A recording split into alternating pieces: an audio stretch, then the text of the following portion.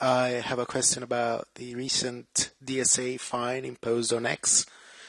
I have actually some questions about, we've seen on X itself by the CEO of XAI, Elon Musk, some claims about how the fine was calculated. I think I already asked this question on Friday, but I do assume that maybe some details are clearer now.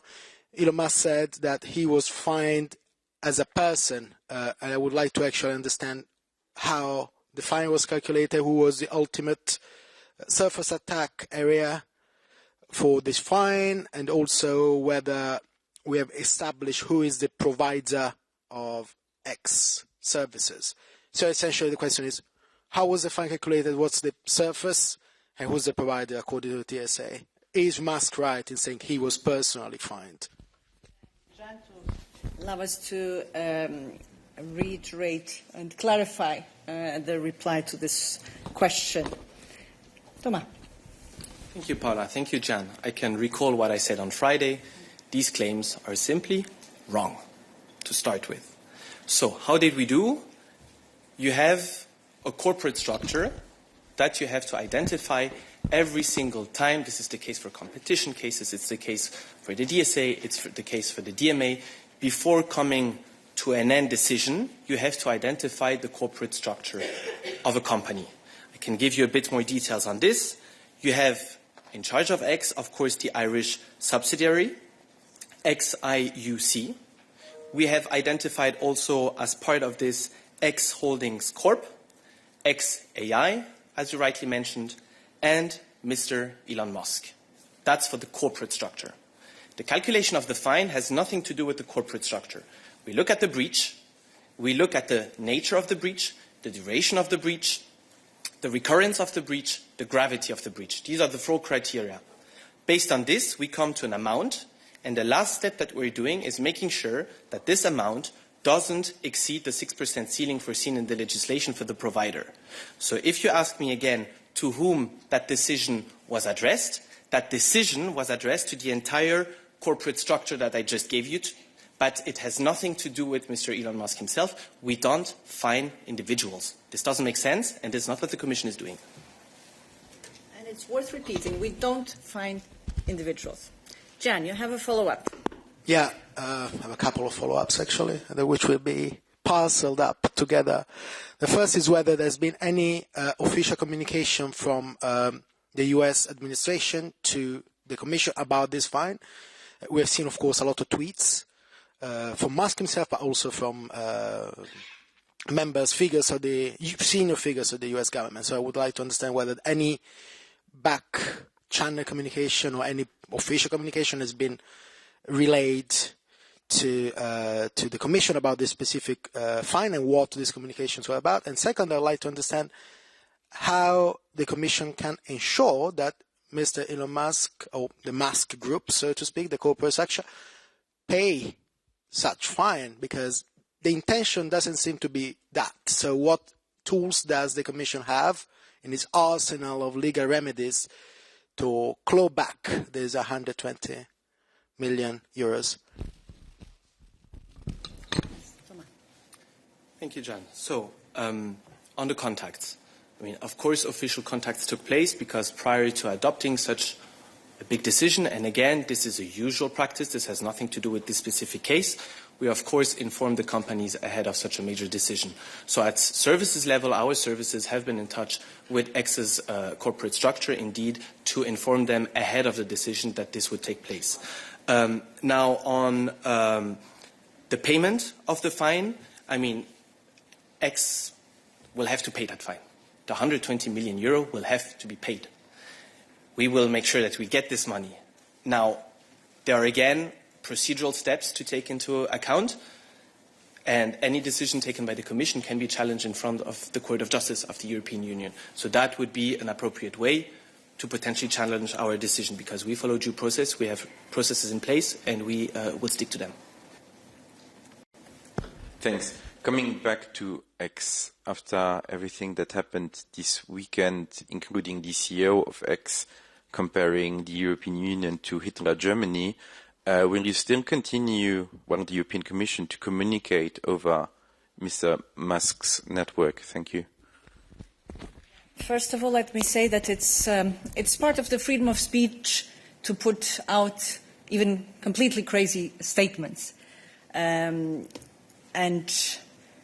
I guess awarding companies of Mr. Musk, as explained by Thomas, a fine does not seem to warn the EU his sympathy.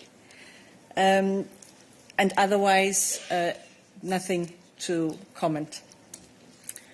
Other questions? Yeah. Yes. Then it's a follow-up to you, obviously remaining on X.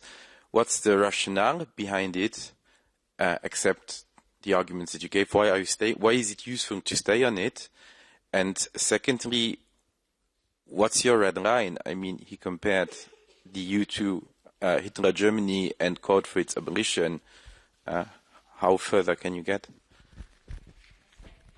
It's part of the freedom of speech that we very much praise in the EU, and it allows even for the craziest statements that you can imagine. On your more concrete question, Thomas. Yes, sorry. So on the Commission's corporate use of social media platforms, we're using 15 of them, and we constantly monitor developments. As of today, as we speak, of course, we're still using X as one of the 15 social media platforms we are active on. Why? Because this is a mean for us to still get in touch to citizens, stakeholders, to do some outreach work, to precisely speak about what we are doing in the EU. So, yes, I mean, other jurisdictions like Russia do not allow their citizens to access US big tech companies. We do. We don't tell anyone who has to use which platform. We're using them, but we want to use them in a responsible way. And this is what our legislation is requiring from all platforms. Over the weekend, X also suspended the ad account of the Commission. And I was wondering, what is the follow-up of that? Of course, we've heard that the Commission hasn't used its ad account since 2023, if I'm not mistaken, but will there be any further message on that? Secondly, is there any evaluation or internal procedure to check whether X is a safe platform to be used at least on the institutional devices? Thank you, Nupriya. Let me start with your first question on the X ad account, if I'm not mistaken. So let me start by saying that the Commission's corporate account has not been blocked. We use, all social media platforms in good faith. We're using the tools and the features that are being made available to the Commission. And we, of course, expect these tools to be fully in line with the platform's own terms and conditions and with our general digital legislative framework.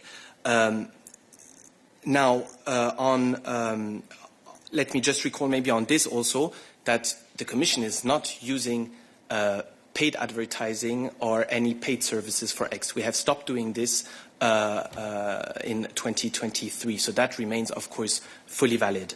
Now, on the institutional devices, one decision was taken last year. It was to suspend the use of TikTok on our corporate devices for security reasons. That's a decision that applies to TikTok. It's still in place and only to TikTok, so no development to announce here as it relates to X. How would you describe the accusation from J.D. Vance that this fine against X is an attack on American people? So, we have been very clear. I can be very clear once again. The DSA and the DMA and our legislation applies equally to all online platforms in the EU, to all of them. It applies to Asian platforms, it applies to American platforms, it of course applies to European platforms. So that's a very important thing to keep in mind. Now, on the crazy statements that you're referring to, it takes one or two sentences to polarize the world. It takes one or two sentences to create escalations or tensions. It takes hundreds and thousands of sentences, and we're doing it here from this podium, to diplomatically appease tensions, because we have many shared challenges with our American friends. You may call this weakness, I call this strength. This is European strength. And this is what we will keep doing also with our US counterparts. And put it in also other different words, the fine reflects non-compliance with law. It is not about ideology. With the Commission meetings in Washington this week, will there also be meetings with representatives from Silicon Valley, and how will the latest with X tie into these wider trade issues, considering the fact that Washington has repeatedly suggested that what happens with DSA, DMA is linked to the broader trade environment? Thank you. So there is a team who will be in Washington to discuss the implementation of the agreement with the US, and we will not go into whatever may come out of it.